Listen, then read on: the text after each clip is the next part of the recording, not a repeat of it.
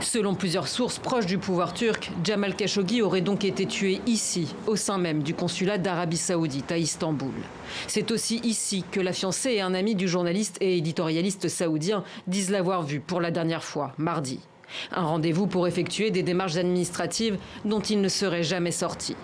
Il est vrai que l'hypothèse de sa séquestration n'a fait rapidement aucun doute pour les autorités turques.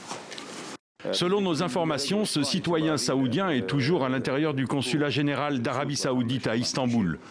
Nous n'avons aucune information contradictoire. Même certitude pour ces journalistes réunis vendredi devant la représentation diplomatique du pays de leurs confrères pour exiger sa libération. À leur côté, une militante yéménite, prix Nobel de la paix. Ce repère de gangsters a kidnappé et fait disparaître un citoyen entré légalement en Turquie. Ce repère de gangsters doit recevoir une leçon. Mais Riyad nie les accusations et ouvre le lendemain les portes de son consulat à l'agence de presse Reuters pour une visite menée par le consul en personne et prouver la bonne foi du royaume. Je voudrais confirmer que le citoyen Jamal Khashoggi n'est ni au consulat, ni dans le royaume d'Arabie Saoudite. Le consulat et l'ambassade le recherchent et s'inquiètent de son cas. Mais toujours selon les mêmes sources, 15 Saoudiens auraient fait l'aller-retour à Istanbul mardi et se seraient rendus au consulat en même temps que Jamal Khashoggi.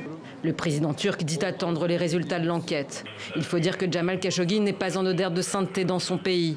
Très connu mais trop critique à l'égard du prince héritier Mohammed Ben Salman, il vivait aux États-Unis depuis un an.